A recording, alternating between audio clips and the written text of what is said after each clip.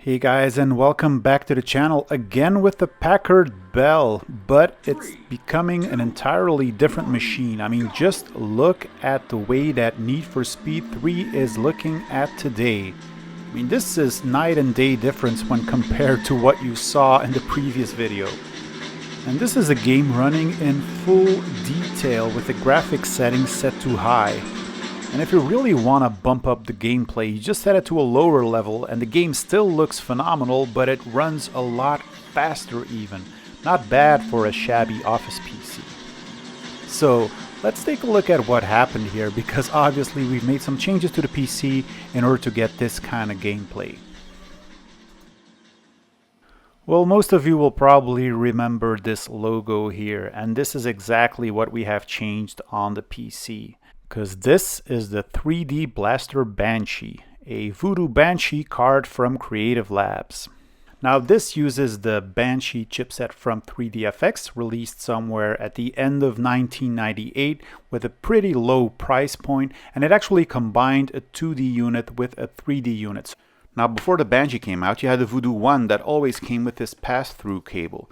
And the idea was that you hooked up your existing video card to the 3D accelerator. And the same applied to the Voodoo 2. So you would always need this pass-through cable.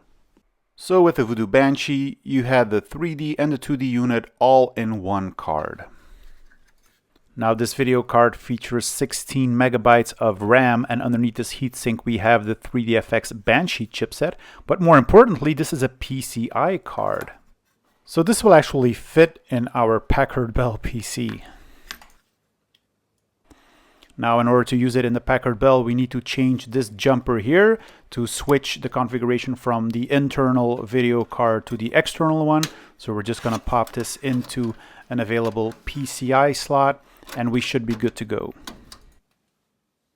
So then instead of hooking up your display to the internal VGA connector, you just hook it up to the VGA connector of the Voodoo Banshee.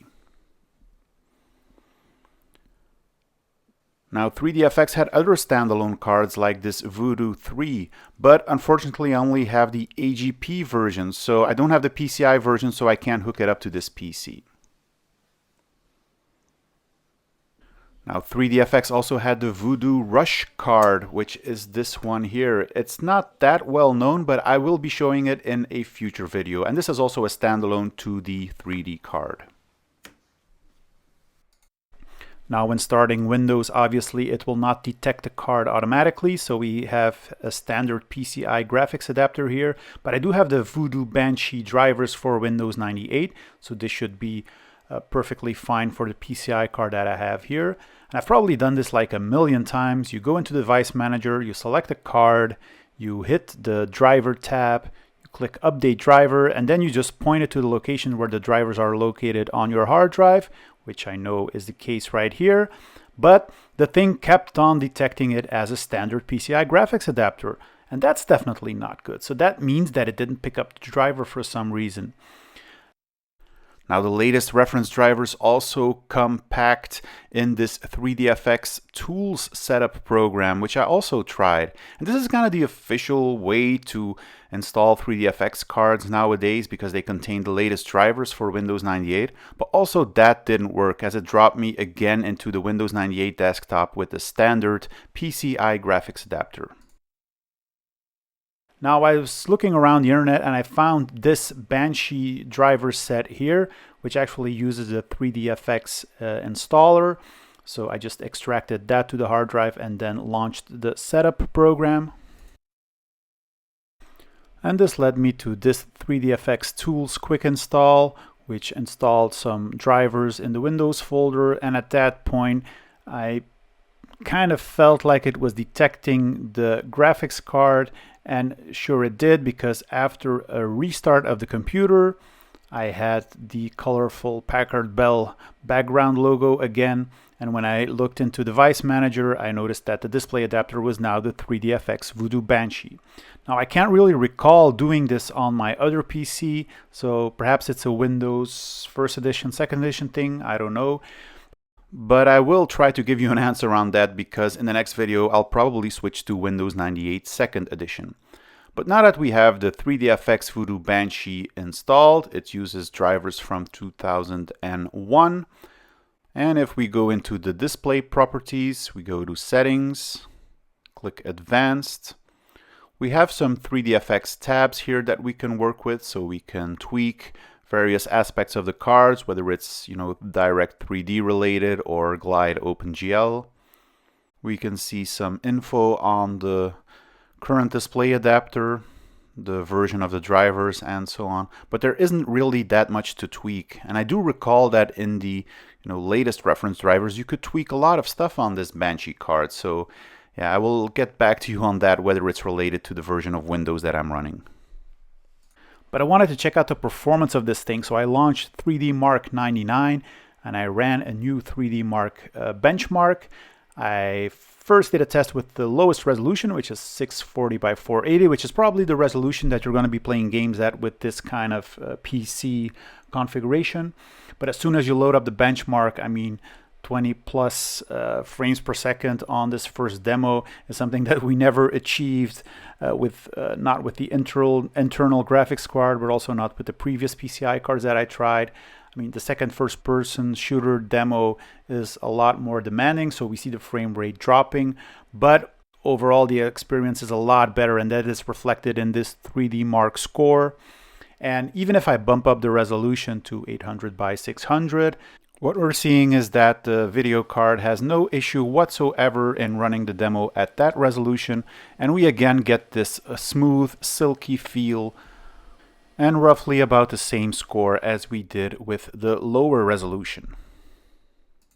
And even in 1024 by 768, again, 20 plus frames per second. So this really shows you the power of the 3DFX Banshee card. So yeah, for comparison, just look at how this demo worked with the internal graphics adapter.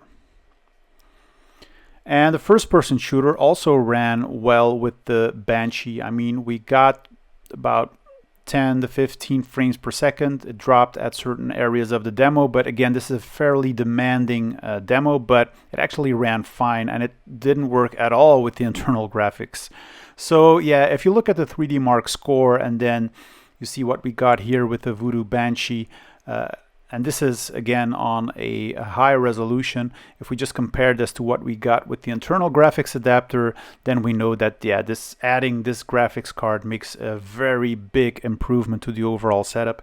And this is typically what you got with basically every 3DFX card. Now, a lot of games will require some kind of patch in order to make advantage of the new 3DFX hardware that you have installed. For example, Quake, which was released before the 3DFX cards were released, has a GL Quake patch that you can apply to the setup, where you just install it in the location where Quake is installed, and then you can take full advantage of the 3DFX chipset. And as soon as Quake is launched, you will see an immediate difference. Back in the day when we started getting these Voodoo cards, and especially with the Voodoo 1, obviously, this was just a mind-blowing experience that you were able to see games like Quake in this form. It was a life-changing event, basically. Because what you have to remember is that when this game came out, a lot of us didn't really have a 3DFX 3D accelerator, so we were playing Quake like this, and this was already blowing our minds. Now with the 3DFX acceleration enabled, this game looked absolutely gorgeous. And not only the textures were really great, but also the frame rate of this game was pretty awesome. You had this smooth, consistent, 40 frames per second or something, which was really phenomenal back in the day. So yeah, let me just run a time demo here real quick on the AMD machine just to see what kind of frames per second we will get on this machine. So this is running at 640 by 480, which is a very popular resolution for playing games on this type of PC. And as you can see, things are going really smooth, and I'm expecting to see a very high frame rate here. And as I predicted, we have almost 50 frames per second on this game. Yeah, so no surprise that people were paying good money for these 3DFX cards. Games like Need for Speed 2, which actually contained the 3DFX patch on the CD, but it wasn't installed by default. but you know, just copy an executable to the NFS2 folder and you could run the game in 3dfx mode.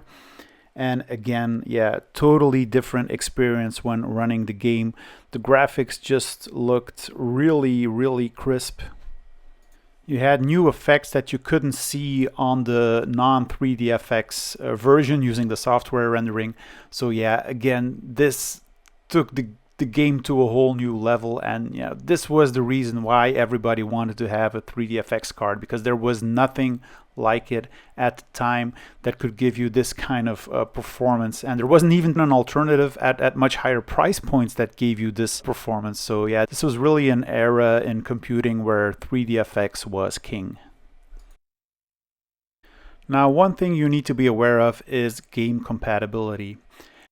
Now, one thing you need to remember is that the 3dfx Voodoo Banshee came after the hugely popular Voodoo 1 and Voodoo 2, and it never got the same level of adoption as those original cards did, so there are bound to be some game compatibility issues.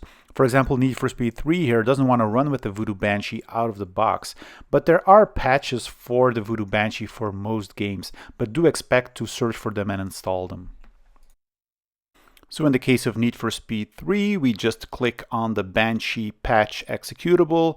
It will just copy over some files, and then when we run the Need for Speed 3 game, it will automatically run without any issues, and you will get to experience that smooth, silky 3dfx gameplay on your office PC.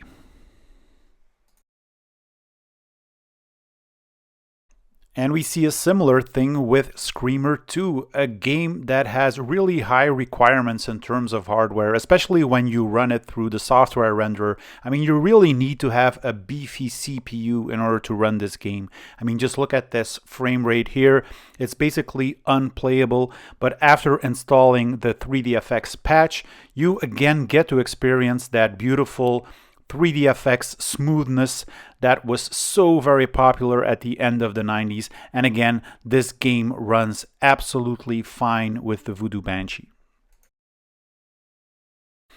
And yeah, so there are many countless examples of similar games which, you know, had direct 3D support and had 3D acceleration, but without a Voodoo card, it would have been impossible to run this game at a decent frame rate. I mean, you would have to tone down all of the display settings and put everything to the lowest setting, disabling horizons, distance, detail levels, and then you could end up with a game that was fairly playable, but still, I mean, it just didn't have that 3dfx touch that you got from a lot of these games with 3dfx support. And this game does have 3dfx support, so when we enable it, this basically becomes a totally different game. I mean, not only are the textures a lot better, everything feels a lot smoother, and you get this kind of consistent frame rate on the game. It's not like frames are starting to drop or something. This is just a really smooth experience.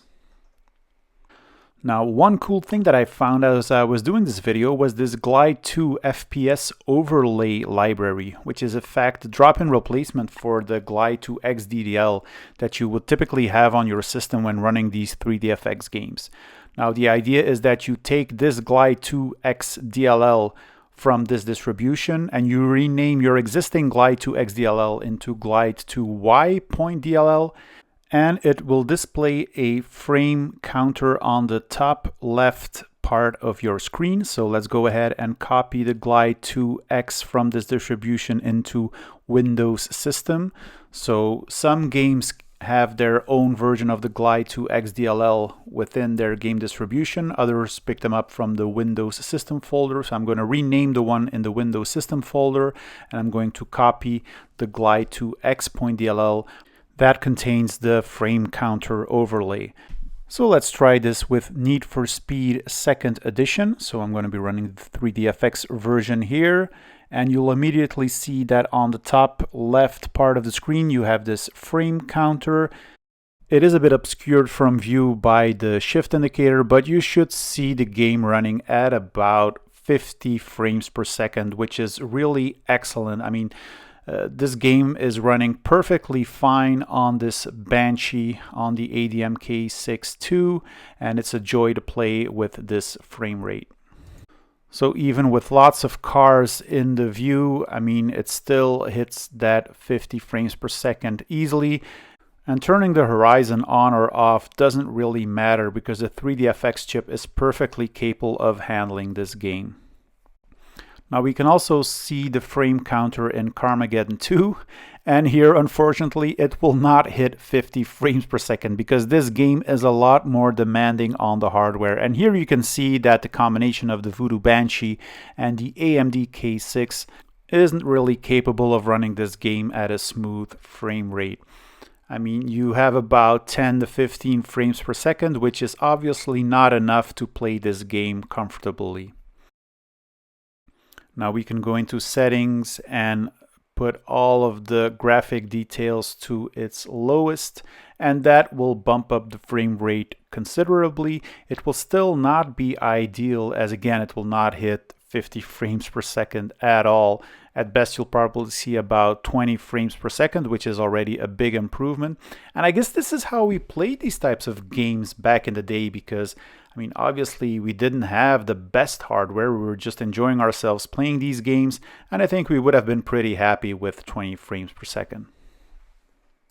So yeah, overall I'm really happy with this setup. I mean, the 3DFX Voodoo Banshee I think is a great complementary card to put into this Packard Bell Office PC. It will allow you to play the more modern games in the 1997, 98, 99 era. I mean, lots of games had good support for 3DFX. We do need to patch certain games in order to get it to run with the Voodoo Banshee, but it is definitely worth seeing that 3DFX logo and seeing these games run very smooth. So I really hope you've enjoyed this video. If you did, please consider giving it a thumbs up or consider subscribing to the channel. In the next part, or parts, I will be looking at the other 3DFX cards, and I'm also collecting some interesting PCI cards that might provide a good upgrade path for this PC. So stay tuned for that, stay safe, and I hope to see you guys soon. Bye bye.